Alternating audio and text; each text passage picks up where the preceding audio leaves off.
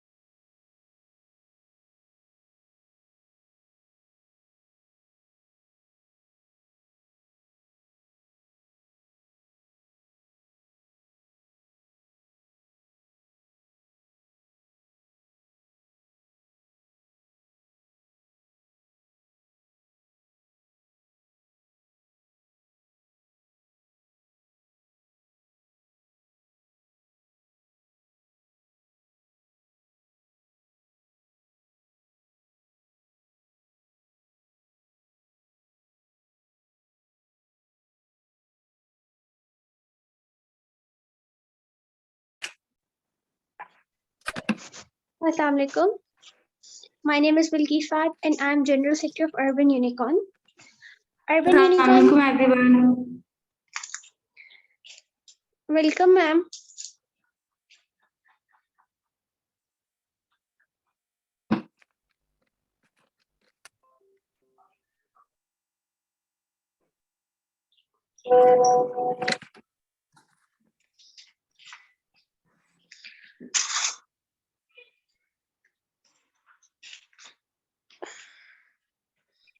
बिल्किस आपकी आवाज नहीं आ रही मुझे, पहले बता दें। हम लोग स्टार्ट करें फिर अपना topic.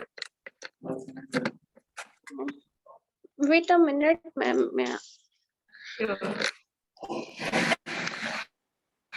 Urban Unicorn is an organization. Let me introduce first what is Urban Unicorn to all the participants.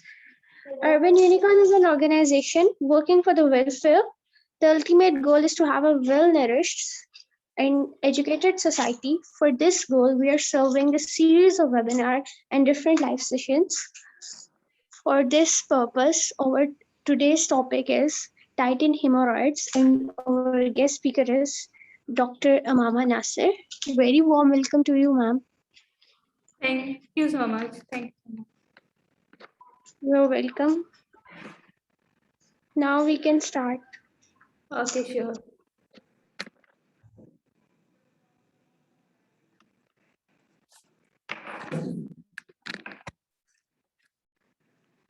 जी अस्सलाम वालेकुम एवरीवन, क्या हाल है सबका? ठीक है।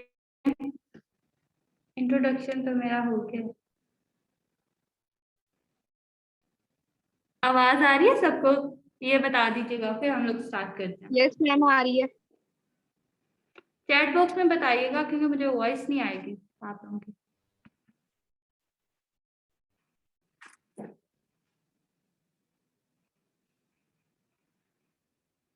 डन। तो जी हम स्टार्ट करते हैं। हमारा आज का टॉपिक है हेमोरॉइड्स। तो सबसे पहले तो मुझे ये बताएं कि आप लोगों में से आप सबको हेमोरॉइड्स के बारे में क्या पता है अभी तक? जनरल सा छोटा सा आंसर। हेमोरॉइड्स को लेके आप सब लोगों को क्या पता है?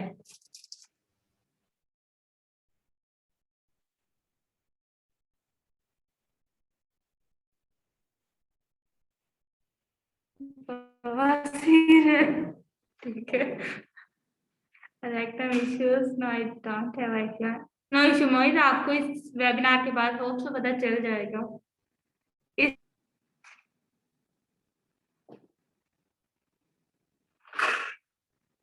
सिर्फ मोहम्मद नुमान और बिल्किस को पता है। ब्लीडिंग जा फातिमा, ठीक है।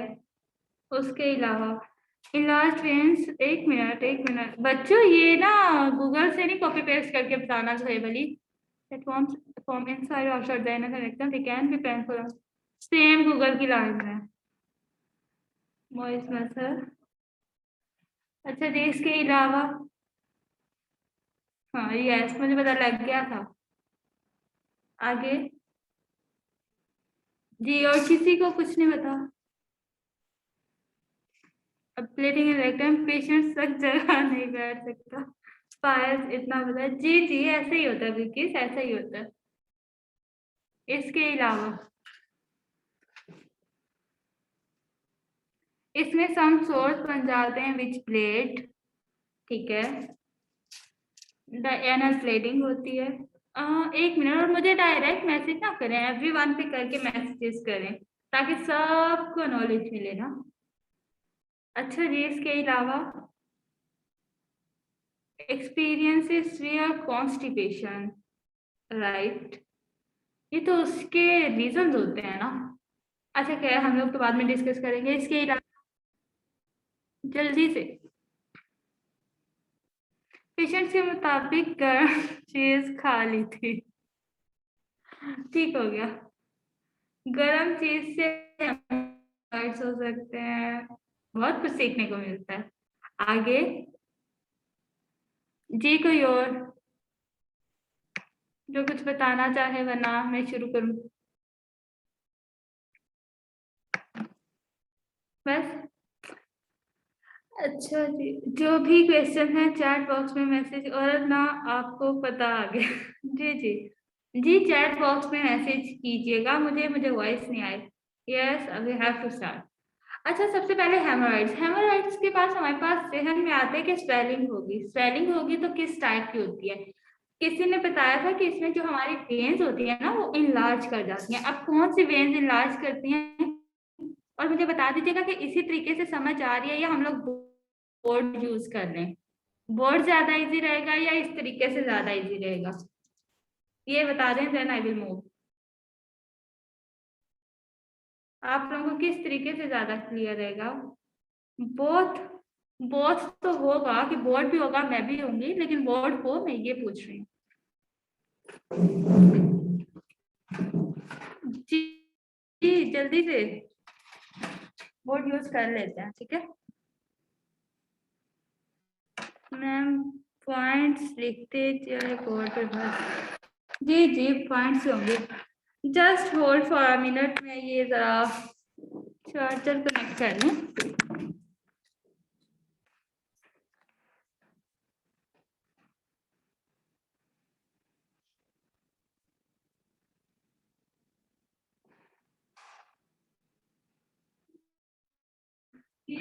चार्जर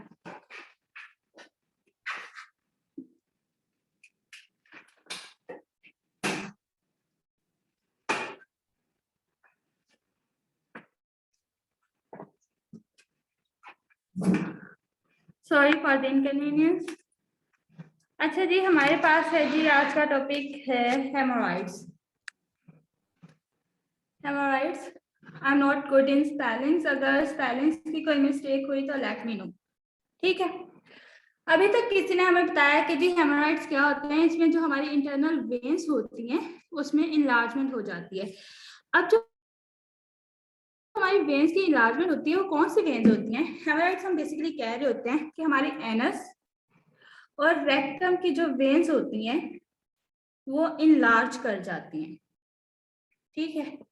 अब इनलार्ज किस वजह से करती हैं, उसकी डिफरेंट रीजंस क्या होती हैं, और उसके साथ साथ अगर ये वेन्स इनलार्ज कर जाती हैं, आपको पता है हमारी बॉडी में कुछ भी एक्स्ट्रा हो तो उसका रिजल्ट किस फॉर्म में आता है, या तो पेशेंट अनकंफर्टेबल होना स्टार्ट हो जाता है या पेनफुल होता है। अब जो हेमोराइड्स है हम उसको पाइल्स भी कह रहे होते हैं, जिसको अभी किसी ने कहा था कि बवासीर कहते हैं, ठीक है। अब सेम इन द केस, जैसे हमारी बॉडी में हम लोग कहते हैं कि हर पर्सन जो होता है वो कैंसर के साथ पैदा होता है, मतलब हर बॉडी में कैंसर सेल्स प्रेजेंट होते हैं, लेकिन वो एग्रावेट और डिवाइड किस में करते हैं ये पर्सन टू पर्सन वेरी करता है, depend upon your health status and conditions, ठीक हो गया। Same in the case her person जो होता है वो हेमोराइड कैरियर होता है, मतलब उसे हेमोराइड किसी भी स्टेज पे किसी भी लेवल पे डेवलप हो सकते हैं, लेकिन डिपेंड करता है कि वो उसे मीडियम प्रोवाइड करे अपनी बॉडी को। अपनी बॉडी को जब तक वो मीडियम प्रोवाइड नहीं करेगा तो हेमोराइड्स की कंडीशन नहीं होगी। डन, यहां तक किसी को कोई इशू? अब नेक्स्ट हम लोग डिस्कस करते हैं कि हेमोराइड्स मोस्टली किन लोगों में हो सकता है। हेमोराइड्स मोस्टली किन लोगों में हो सकता है? ये टीनेजर्स में भी हो सकता है, उसके अलावा बच्चों में ये बहुत कम होता है, बच्चों में ये कम होता है, टीनेजर्स में भी हो सकता है। इसका ज्यादा रिस्क उन लोगों में होता है let me raise the board. ज्यादा रिस्क जो होता है इसका वो होता है जी ओबीस लोगों में। रिकॉर्डिंग स्टार्ट कर लीजिएगा काइंडली, मुझे मैसेजेस आ रहे हैं। रिकॉर्डिंग स्टार्ट कर लीजिएगा। ओबीस लोगों में होता है, प्रेग्नेंट वुमेन्स में होता है हेमोराइड्स का इशू, ठीक है, या उन लोगों में होता है जो कि हार्ड चेयर वगैरह पे अक्सर बैठते हैं। ओके, हार्ड चेयर वगैरह पे अक्सर बैठते हैं, या हैवी ऑब्जेक्ट्स लिफ्ट करते हैं, हैवी ऑब्जेक्ट्स लिफ्ट करते हैं, ठीक है, या उसके बाद लो फाइबर डाइट ले रहे होते हैं। डन। अब ये रिकॉर्डिंग हो रही है, डन हो गया हिजाब फातिमा।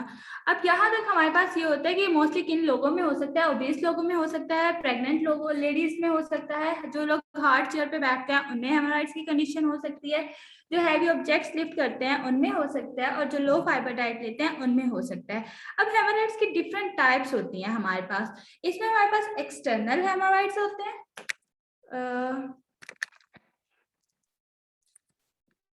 एक्सटर्नल हेमोराइड्स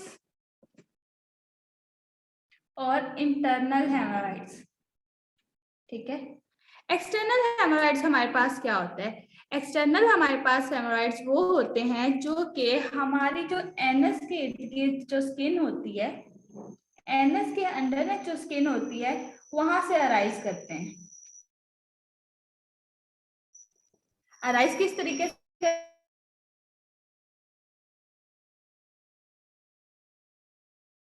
करते हैं कि जो इसके इर्द गिर्द स्किन होती है करवा देते हैं, ठीक है। एक्सटर्नल हेमोराइड्स में हमारे पास क्या होता है कि हमारी जो वेन्स होती हैं एक्सटर्नली वो इनलार्ज होना स्टार्ट हो जाती हैं। इसमें क्या होता है, अब एक्सटर्नल हेमोराइड्स पेनफुल भी होते हैं और उसमें इचिंग भी हो रही होती है। और समटाइम्स क्या होता है कि एक्सटर्नल जो हम लोग कह रहे होते हैं ना कि bleeding weight lifters and athletes, जी वेट लिफ्टर्स और एथलीट्स में भी हेमोराइड्स के चांसेस बढ़ जाते हैं हिजाब फातिमा। अच्छा, जो पेनफुल और ईचिंग हो रही होती है ना वो मोस्टली इसी एक्सटर्नल हेमोराइड्स में हमारे पास हो रही होती है, लेकिन ये डेंजरस नहीं ऐसा होती, डेंजरस तब होती है जब एक्सट्रीम लेवल की और पेशेंट एनीमिक हो जाए, लाइक वो कंट्रोल ही नहीं हो रही, ठीक है, लेकिन उसके रिजल्ट में पेन और स्वेलिंग लाजमी बात है। डन हो गया। एक्सटर्नल हेमोराइड्स क्या होता है कि इसमें बेसिकली हमारा एनस इन्वॉल्व होता है और इंटरनल हेमोराइड्स में हमारा रेक्टम इन्वॉल्व होता है। अब एक्सटर्नल हेमोराइड्स में क्या होता है कि जो हमारे एनस की स्किन होती है ना, एनस की जो स्किन होती है उसके उसमें जो वेन्स होती हैं वो इनलार्ज कर जाती हैं, जिसकी वजह से पेनफुल और इचिंगनेस हो रही होती है, पेन हो रही होती है और इचिंग हो रही होती है पेशेंट में। सेम इन द केस अगर हम इंटरनल हेमोराइड्स की बात करते हैं तो इंटरनल हेमोराइड्स में क्या होता है कि आपकी जो रेक्टम वेन्स हैं, veins inside the rectum,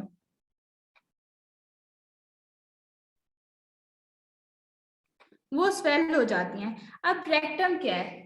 rectum आपके डाइजेस्टिव सिस्टम का वो पार्ट है जो कोलोन और एनस को मिलाता है। डाइजेस्टिव सिस्टम का वो पार्ट है जो कोलोन और एनस को मिलाता है। कोलोन मतलब आपकी लार्ज इंटेस्टाइन और उसको एनस को मिलाता है। अब जो इंटरनल हेमोराइड्स होते हैं ना उनमें भी ब्लीडिंग हो सकती है और वो यूजुअली हमें चूंकि नजर नहीं आती हो सकती है, लेकिन पेनफुल नहीं होते। अब इंटरनल हेमोराइड्स कब पेनफुल होंगे जी? एनीवन?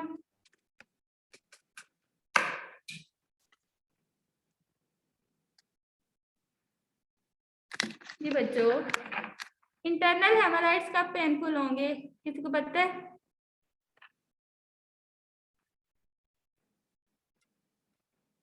नहीं होता? चलो हम लोग देखते हैं। यहाँ पे हम लोग अब बात करने लगे हैं when rectum veins are swollen। rectum veins तो swollen हो गई ना, rectum veins तो swollen हो रही हैं, इसलिए तो हेमोराइड्स हो रहा है। लेकिन स्पाइसी फूड्स का जो इफेक्ट होता है वो होता है आपके एनएस पे। क्यों? क्योंकि आपके एक्सक्रीशन जो हो रही होती है, जो फेसिस कंटेंट होता है वो आपका एनएस के थ्रू निकल रहा होता है, वहां पे जाके वो एक्सटर्नल हेमोराइड्स को इफेक्ट कर रहा होता है, ना कि इंटरनल हेमोराइड्स को। ठीक है,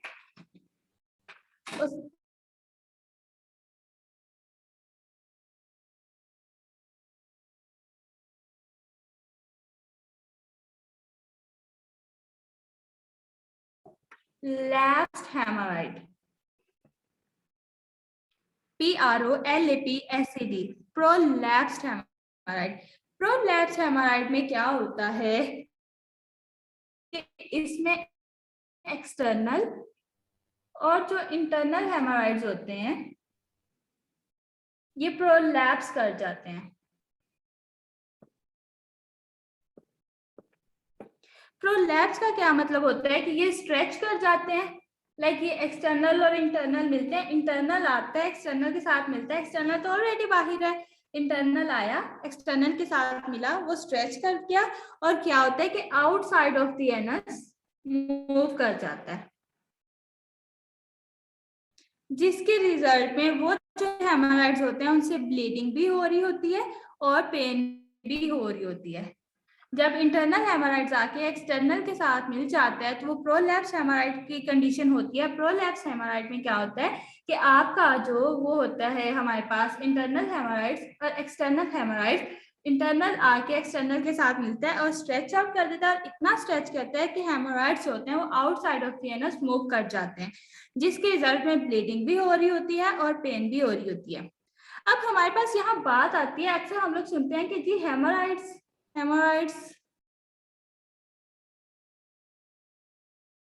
और एनल फिशर्स का, ठीक है। अब हेमोराइड्स और एनल फिशर्स में क्या डिफरेंस होता है? अक्सर हम लोग देखते हैं कि एक पर्सन है कि वो बता रहे थे कि यार भाई मुझे हेमोराइड्स नहीं, मुझे एनल फिशर्स हैं, या अक्सर कह रहे थे मुझे एनल फिशर्स हैं, हेमोराइड्स नहीं है। अब इसमें डिफरेंस क्या होता है? हेमोराइड्स और एनल फिशर्स जो होते हैं ना वो बेसिकली उनके सिम्टम्स सेम होती हैं, लाइक उसमें भी इचिंग होती है, पेन उसमें भी होती है, स्वेलिंग भी हो रही होती है, लेकिन जो स्वेलन वेन्स होती है ना, अब यहाँ पे मैं लिख रही हूँ हेमोराइड्स और एनल फिशर्स का,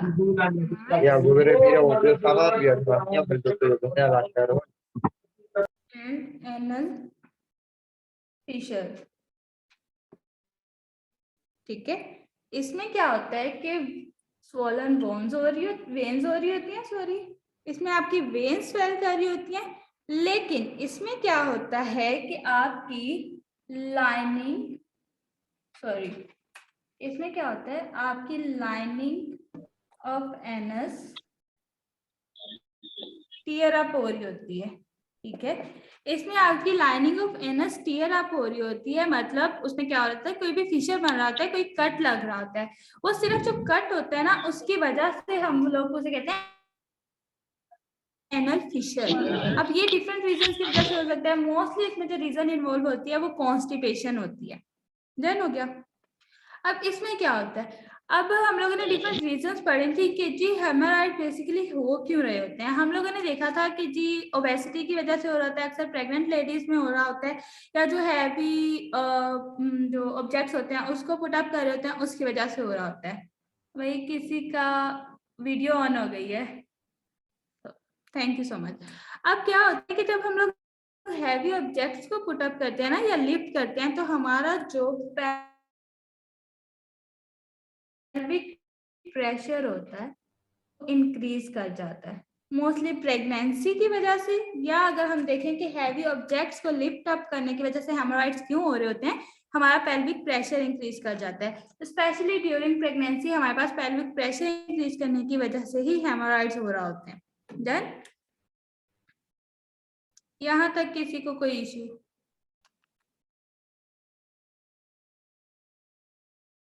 जी ऑनलाइन, यहाँ तक किसी को कोई इश्यू? सब क्लियर है? लास्ट पे मैं पूछूंगी भी फिर। डन हो गया। अब जी हमारे पास आता है कि हमारे पास एक्सटर्नल हेमोराइड्स जो होते हैं उसके साइंस क्या होते हैं, मतलब हमारे पास कैसे हमें पता चलेगा कि जी ये एक्सटर्नल हेमोराइड्स है या इंटरनल हेमोराइड्स है। एक्सटर्नल हेमोराइड्स के पास हमारे पास ये साइन होता है मेजरली, क्योंकि एनएस तो हमें पता है कि एनएस में इन्वॉल्व है तो इसमें हमारा हेमोराइड तो एक्सटर्नल ही है। अगर रेक्टम में इन्वॉल्व होगा तो हमारे पास इंटरनल हेमोराइड्स होगा। ठीक है, अब साइंस हमारे पास क्या आते हैं एक्सटर्नल हेमोराइड्स के।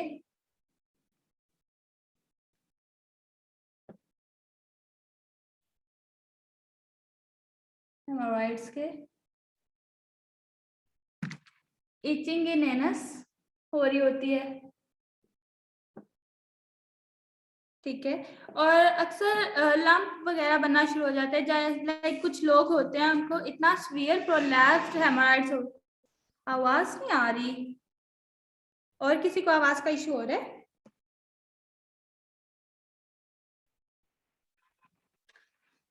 नो मतलब आवाज क्लियर आ रही है, डन हो गया भाई। जिनको इशू था वो काइंडली अपना नेटवर्क चेक कर लें। अच्छा जी, तो हम बात करते हैं कि हमारे पास एक्सटर्नल हेमोराइड्स के साइंस क्या होते हैं। एक्सटर्नल हेमोराइड्स के हमारे पास साइन होते हैं कि हमारे एचिंग हो रही होती है एनएस में। डन हो गया। क्यों हो रही होती है? इसलिए हो रही होती है कि जो हेमोराइड्स होते हैं वो हमारे एक्सटर्नल हेमोराइड्स में हमारी एनएस इन्वॉल्व होता है, ठीक है,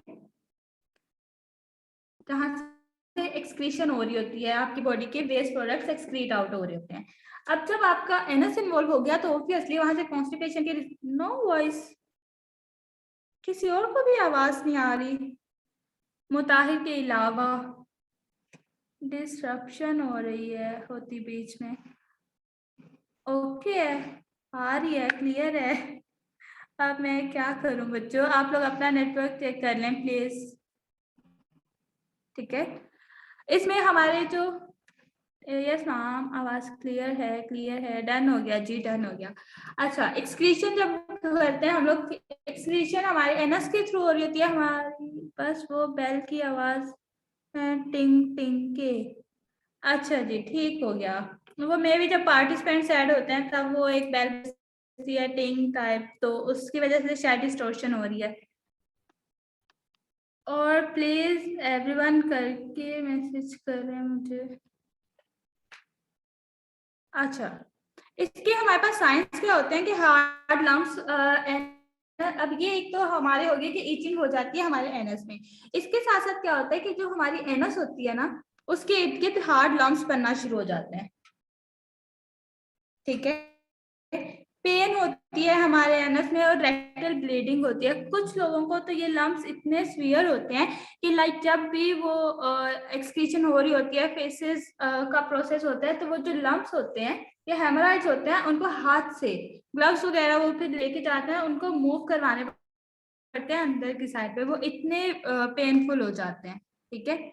अब सेम इन द केस कभी हम लोग ना कंफ्यूज हो जाते हैं कि लाइक ये हेमोराइड्स हैं, कुछ हेमोराइड टाइप अगर हमें सिम्टम्स भी आ रही हो, लाइक अगर ब्लीडिंग हो रही है किसी की, तो हमें लगता है कि जी खुदा ना खासा हेमोराइड की कंडीशन हो गई। तो ऐसा जरूरी नहीं होता, ये हमारे पास डिफरेंट रीजंस होती हैं, हमारे पास डाइजेस्टिव सिस्टम से रिलेटेड या एनल सिस्टम से रिलेटेड या हमारे पास गैस्ट्रोइंटेस्टाइनल डिसऑर्डर से रिलेटेड, जिसकी वजह से रेक्टल ब्लीडिंग हो रही होती है, ठीक है। उसकी सिम्टम्स भी हेमोराइड से बहुत मिलती जुलती होती हैं, जैसा कि अक्सर लोगों को कोलन कैंसर हो जाता है, उसकी वजह से हो रहा होता है, हमारे पास हेमोराइड्स हो रही होती है या ब्लीडिंग हो रही होती है, ठीक है। और अगर क्रोन डिजीज हो जाती है, क्रोन डिजीज अब क्या होती है, Crohn disease inflammatory bowel disease की एक टाइप होती है। इसमें क्या होता है कि जो आपका डाइजेस्टिव ट्रैक्ट होता है ना वो स्वोलन हो जाता है, इरिटेशन उसमें स्टार्ट हो जाती है। अगर आपको क्रोन डिजीज हो जाए तो अक्सर आपको एब्डोमिनल पेन भी होती है, डायरिया भी होता है, आपका वेट लॉस होना स्टार्ट हो जाता है, रेक्टल ब्लीडिंग स्टार्ट हो जाती है। तो हम लोगों को लगता है कि भाई अच्छा हेमोराइड्स ही हो गया, वो ऐसा नहीं होता। हेमोराइड लाइक सिम्टम्स होती हैं, जरूरी नहीं होता कि हेमोराइड्स ही हैं। अब हेमोराइड्स को हम लोग डायग्नोज किस तरीके से करवाते हैं कि लाइक हेमोराइड्स ही है या किसी और वजह से हेमोराइड लाइक सिम्टम्स आ रहे हैं। अब हमारे पास होता है कि एक तो होता है कि जो डॉक्टर होता है वो ग्लव्स वेयर करके, ठीक है, अपने जो हैंड्स होते हैं उसको फिंगर्स को इंसर्ट करता है रेक्टम में ताकि वो स्वोलन वेन्स को फील कर सके। इसे हम लोग कहते हैं digital rectal exam, digital rectal exam. इसमें क्या होता है कि जो आपका हेल्थ केयर होता है ना, हेल्थ केयर वर्कर होता है या हेल्थ केयर प्रोफेशनल होता है या कोई भी डॉक्टर होता है, वो लुब्रिकेटेड फिंगर्स होती हैं आपकी, आप वो ग्लव इंसर्ट करते हैं, देन वो फील करता है स्वोलन एरिया को, स्वोलन वेन्स को। सेम इन द केस हमारे पास सेकंड होता है एनोस्कोपी, उसे कहते हैं ANOSCOPY। इसमें क्या होता है कि इसमें एनोस्कोप यूज किया जाता है। एनोस्कोप मतलब ऐसा लाइटेड ट्यूब जो आपके एनल के थ्रू पास किया जाता है। एनोस्कोप मतलब ऐसा लाइटेड ट्यूब जो आपके एनल के थ्रू, एनल से पास किया जाता है ताकि आपकी एनल लाइनिंग को क्लियरली देखा जा सके। ठीक है, इसके बाद थर्ड हमारे पास होता है जिससे हम लोग असेस कर सकते हैं, वो होता है सिग्माइडोस्कोपी। अब सिग्माइडोस्कोपी और एनोस्कोपी में क्या फर्क होता है? एनोस्कोप में सिर्फ एक लाइटेड ट्यूब होती है जिसकी वजह से आप लाइनिंग को असेस कर सकते हो, मतलब देख सकते हो, लाइट से आपको खुद देखना पड़ता है।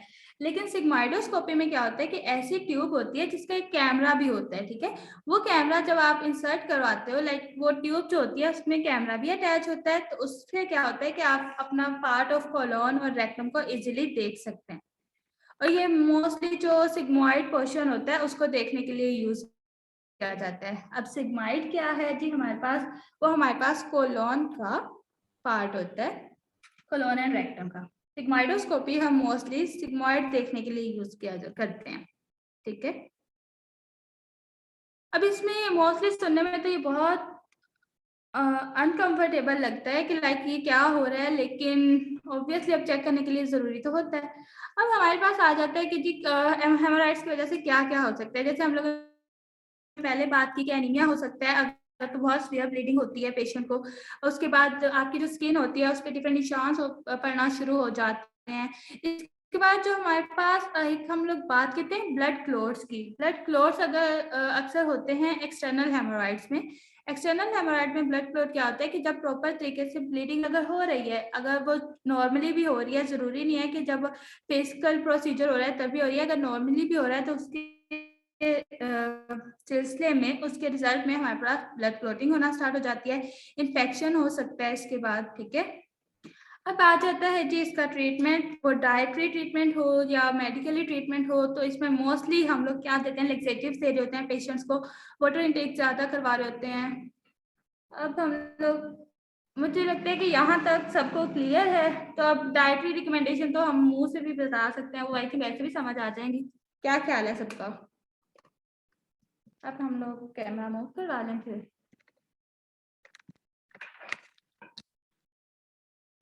यहाँ तक किसी को कोई इशू है ऑनलाइन?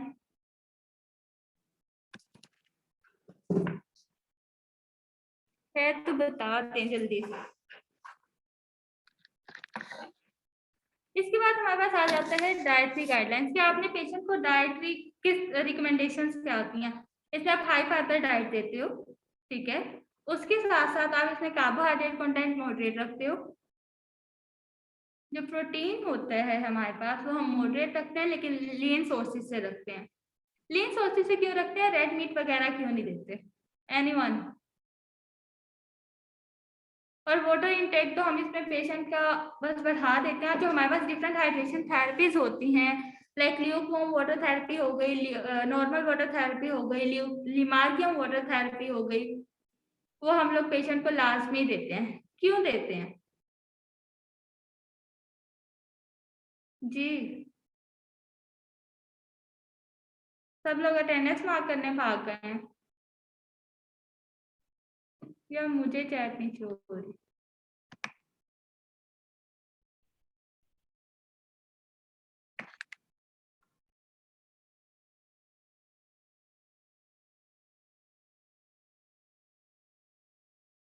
मुझे मैसेजेस क्यों नहीं शो हो रहे?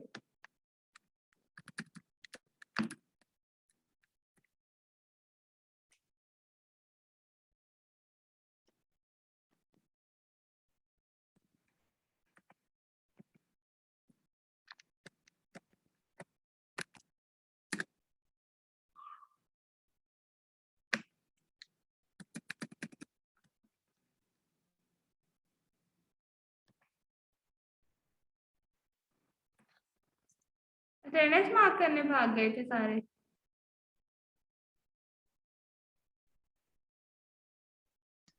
मैम SMS नहीं ये हो रहा। है सत्य जाऊं। टॉक्सिन्स रिमूव करने के लिए हम लोग हाइड्रेशन थेरेपी देते हैं। जुलेखा आपने तो ली हुई है 6/6। We can't do message everyone. Why you can't? भाई मैसेज सेटिंग ऑन करें, ऐसे मुझे अपने बच्चों की समझ नहीं आती जब तक मुझे समझ नहीं आएगी। अब ऑन हो गई है बच्चों, अब तो आप मैसेज कर सकते हो, ठीक है।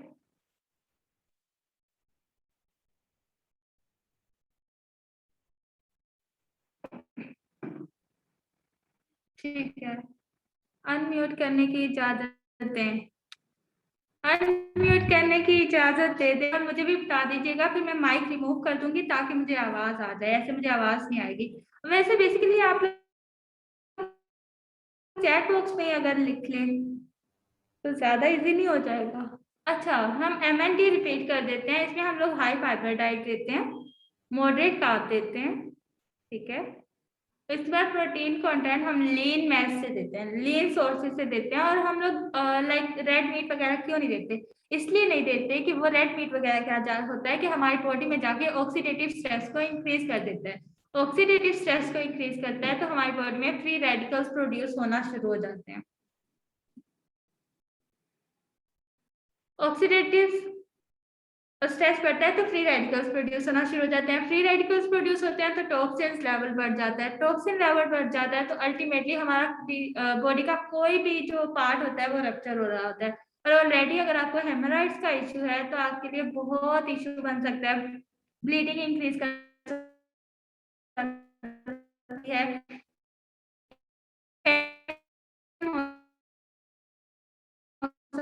सकता है, उसके अलावा पेन हो सकती है, हो जाती है, वो होना शुरू हो जाता है आपके एनल रीजन। इसमें डिटॉक्स वाटर ज्यादा यूज कर सकते हैं वो पेशेंट, एग्जैक्टली यास्मीन कर सकते हैं, लेकिन उसमें थोड़ा सा एप्पल साइडर ऐड करवा के। आवाज आ रही ठीक से? आपकी आवाज आ रही या नहीं आ रही? दूर से आ रही है, मैं माइक यहाँ कर लेती हूँ। जी अब आ रही है, अब आ रही है। अटेंडेंस लिंक, ये बच्चे वो हैं जो सिर्फ अटेंडेंस के लिए, सिर्फ सर्टिफिकेट के लिए आते हैं। हाँ ठीक हो गया। अब मुझे बताएं कि पूरे लेक्चर की किसी को समझ आई है या जो था वो भी क्या? और अपने रिव्यूज अपने ग्रुप में शेयर कर दीजिएगा। जी जी अलीजाज पूछें क्वेश्चन, जितने मर्जी पूछें। Now it's question answer session और रिव्यूज हम लोग ग्रुप में लेंगे, ठीक है। चलें अल्हम्दुलिल्लाह। टाइप करके एप्पल साइडर विनेगर सेफ है हेमोराइड में? जी, लेकिन एप्पल साइडर विनेगर का भी एक तरीका होता है कि 1 टेबलस्पून को न्यूट्रलाइज करने के लिए 4 ग्लास ऑफ वाटर रिक्वायर होते हैं। हमारे यहाँ क्या करते हैं कि डायरेक्ट एप्पल साइडर लेके ऊपर से पानी पी लेते हैं। जब तक आप उसे न्यूट्रलाइज नहीं करोगे। क्यों सुहेब, क्यों नहीं समझ आया आपको?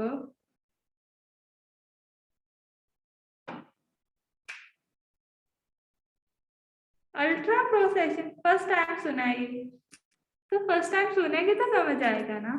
डाइट बता दें। एग्जैक्टली डाइट ये है, high fibre diet, lean protein, moderate carb, moderate fat. Anti inflammatory diet देते हैं आप इसमें, एंटीऑक्सीडेंट रिच डाइट देते हो, क्योंकि स्वेलिंग हुई होती है ना, उसको भी तो नॉर्मलाइज करना होता है। थैंक यू सो मच जी। और किसी का कोई क्वेश्चन है? फाइबर सोलुबल लेने हैं या इनसोलुबल? फाइबर आप कोई भी ले सकते हो जनरल, लेकिन हमारे यहाँ डिफरेंट आ जाता है, कहते हैं सोलुबल लेने हैं, कोई कहते हैं इनसोलुबल लेने हैं, लेकिन फाइबर लेने हैं आपने कोई भी ले सकते हो। इतना कॉम्प्लिकेटेड इश्यू में जाने की जरूरत नहीं है, बस आप उसे फाइबर दो ताकि सब कुछ न्यूट्रलाइज हो सके। इसके साथ डाइट चेंज होगी ना, क्यों चेंज होगी?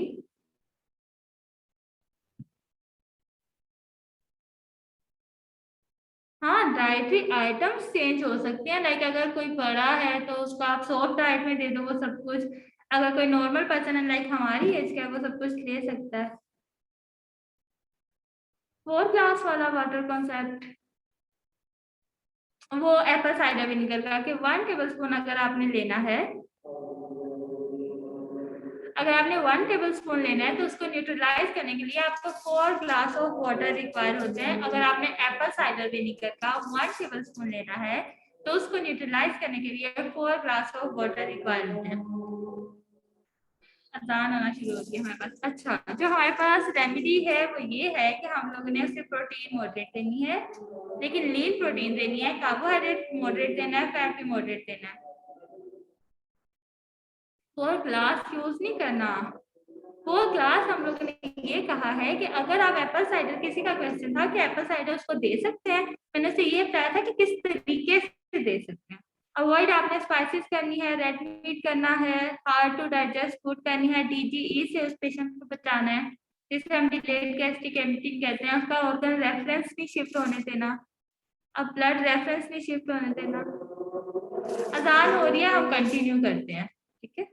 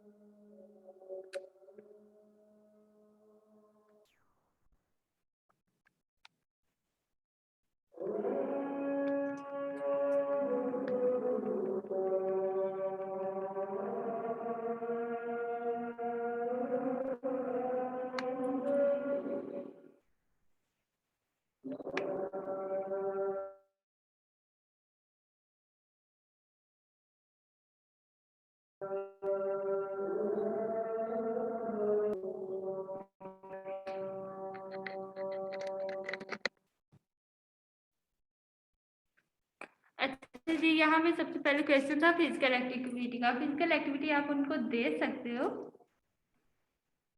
मैं बताती हूँ। फिजिकल एक्टिविटी आप उनको दे सकते हो, लेकिन hard exercise like stretching exercises आप उनको नहीं दोगे, क्रंचेस वगैरह नहीं दोगे, बर्पीज नहीं दोगे, उसके अलावा लेग क्रोस उनको नहीं दोगे, ठीक है। उससे क्या होता है कि उनके हेमोराइड्स होते हैं वो तो बने हुए हैं ना, वो रप्चर हो सकते हैं, जिसकी वजह से ब्लीडिंग कॉज हो सकती है। इसके अलावा किसी ने पूछा था कि हम हल्की ग़िज़ा देते हैं, आपका आपका हल्की ग़िज़ा से क्या मुराद है? नेम मिस हो गया मुझसे। हेमोराइड्स ना हो तो आप उसके लिए अपनी बॉडी की चिलेशन करवा डिटॉक्सिफिकेशन करवाएं। हम लोगों ने वाटर थेरेपीज बताई हैं डिफरेंट, लिमार्गियम है, LWWT है, ल्यूकोम water therapy.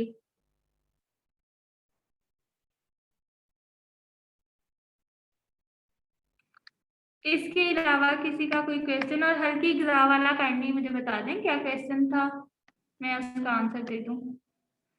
Anti inflammatory diet में क्या शामिल हुए और एंटी ऑक्सीडेंट में क्या क्या दे सकते हैं? एंटी इंफ्लेमेटरी डाइट में आप उनको अनियन दे सकते हो, गार्लिक दे सकते हो। अनियन बेस्ट ऑप्शन है। उसके अलावा आप उनको मिंट दे सकते हो।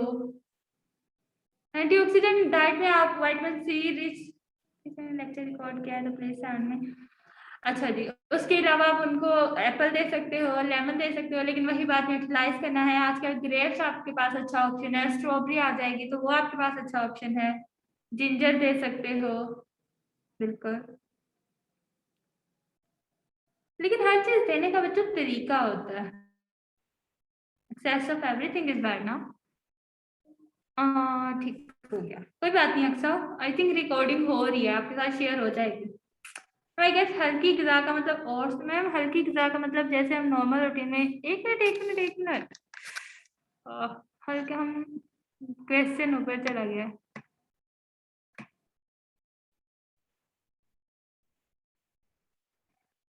वही तो मैं आपको बता रही हूँ कि क्यों उठ जाती हैं हल्की एग्जाम में। आप ये देखो कि हम लोग क्या करते हैं कि पेशेंट को बहुत ही सॉफ्ट टाइप की तरफ ले जाओ।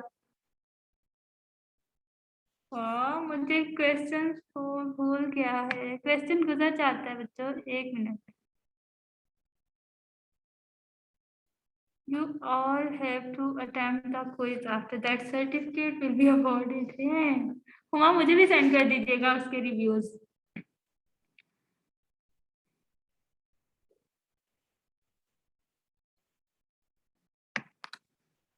हम लोग क्वेश्चन आप लोग के गुजरते जा रहे हैं तो मुझे समझ नहीं आ रही। हल्की एग्जाम में आप लोग उनको प्रोटीन डाइट जो होती है वो आप लीन प्रोटीन देते हो। हम लोग सिर्फ ग्रोथ की तरफ ले जाते हैं ना पेशेंट को, ऐसा नहीं करना होता।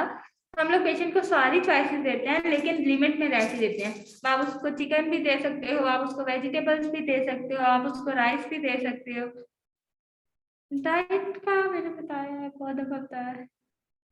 हम फिर बता देते हैं कि लाइक आपने कार्बोहाइड्रेट मॉडरेट करने हैं, प्रोटीन आपने लीन सोर्स से देना है, फैट आपने अनसैचुरेटेड फैट देने हैं, रिस्ट्रिक्ट आपने कुछ भी नहीं करना, सोर्सेज चेंज करने हैं बस। I have a question. Garlic make us bleeding. I think so. It is preferable not. It is preferable, but in different amount. Garlic और अनियन का भी किसी ने पूछा था कि किस तरीके से दें। आप लोग ये उसे ऑमलेट बना के दे सकते हो। गार्लिक पराठा होता है हमारे पास, आप उसे वो हल्का सा बना के दे सकते हो। अनियन के लिए तो बेस्ट ऑप्शन है कि आप उसे ऑमलेट ही बना के दो, या सैलेड भी दे सकते हो। Kindly like and follow. किसको? मुझे करना है तो मेरा पेज है जी न्यूट्रिशन स्टेशन के नाम से, न्यूट्रिशन स्टेशन 786। नहीं, मुझे नहीं करना। अच्छा जी, इसके अलावा किसी का क्वेश्चन?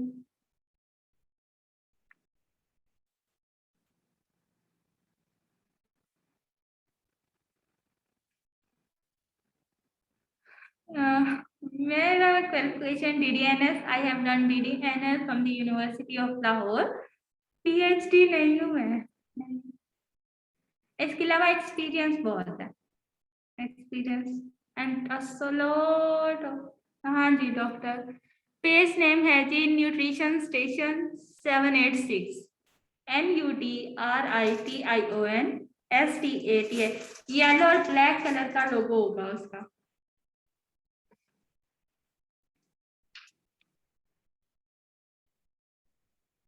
किसी का कोई और क्वेश्चन? हाँ, न्यूट्रिशन स्टेशन 786, लेकिन इसमें स्पेस नहीं है बस। मैम प्लीज फॉर एक मिनट। जी जी इंशाल्लाह, अगर अर्बन यूनिकॉर्न वाला ने दोबारा इनवाइट किया तो। अगर हम लोग एक मिनट बच्चों, चैट्स में से सारी पास आउट हो जाती हैं। वेट, मुझे ना चैट्स दोबारा खोलने दो। चैट्स कहाँ है भाई?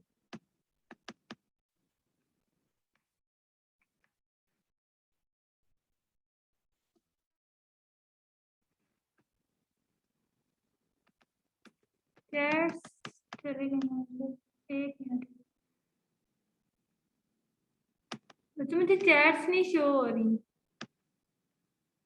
मैं क्या गरम चीजें खाने वाला बता दें। गर्म चीजें खाने वाला कोई कॉन्सेप्ट नहीं है बच्चों। गर्म और ठंडी चीजों वाला नो डाउट होता है, तासीर का इश्यू होता है, लेकिन इनटेक कैसे करना है। अगर आप वाटर रेफरेंस यूज करवाते हो ना पेशेंट को, लाइक खाने से पहले पानी यूज करवाते हो, खाने से पहले, उसे हम कहते हैं वाटर रेफरेंस, ठीक है। तो अगर आप वाटर रेफरेंस यूज करवाते हैं पेशेंट को तो कुछ भी नहीं होता। 1600 समथिंग फॉलोअर्स हैं, जो आप भी फॉलो कर लो तो एक और बढ़ जाएगा। भाई मुझे चैट्स नहीं शो हो रही, बस सामने ही आ रहे हैं। इसके अलावा कोई क्वेश्चन जल्दी से पूछ लें, टाइम आई थिंक कम रह गया हमारे पास।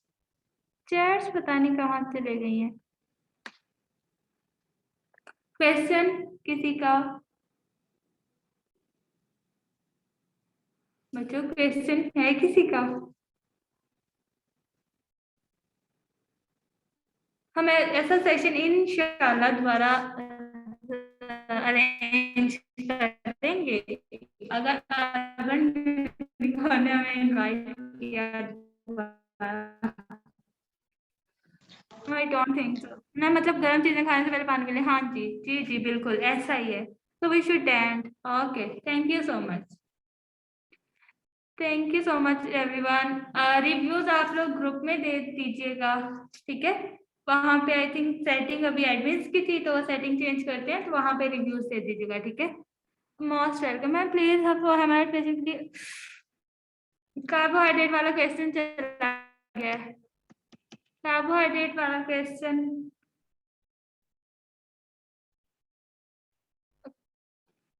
सबने अपने अपने पेज की प्रमोशन शुरू कर दी है।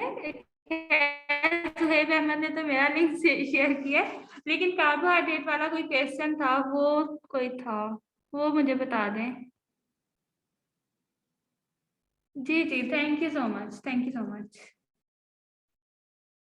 Carbohydrate fats protein protein fibre की रिकमेंडेशन डाइट रिपीट कर दें। डाइट हम लोगों ने ये की है कि कार्बोहाइड्रेट आपने मॉडरेट देने हैं, जो प्रोटीन देनी है वो आपने लीन सोर्स देने हैं, लाइक चिकन हो गया, एग हो गया, पोल्ट्री पोर्शन हो गया, फिश हो गया। उसके अलावा आपने रेड मीट नहीं देना। क्यों नहीं देना? क्योंकि वो ऑक्सीडेटिव स्ट्रेस इंक्रीज कर देगा। उसके रिजल्ट में क्या होगा कि फ्री रेडिकल्स प्रोड्यूस होंगे। फ्री रेडिकल्स प्रोड्यूस होंगे तो आपकी बॉडी में टॉक्सिन्स बढ़ जाएंगे। टॉक्सिन्स बढ़ जाएंगे तो बॉडी का स्ट्रेस बढ़ जाता है और हेमोराइड रप्चर हो सकते हैं और ब्लीडिंग ज्यादा हो सकती है। वाटर इंटेक ज्यादा करना है, फाइबर आपने ज्यादा देना है। ये डाइट ऑर्डर है। मोस्ट वेलकम जी, मोस्ट वेलकम।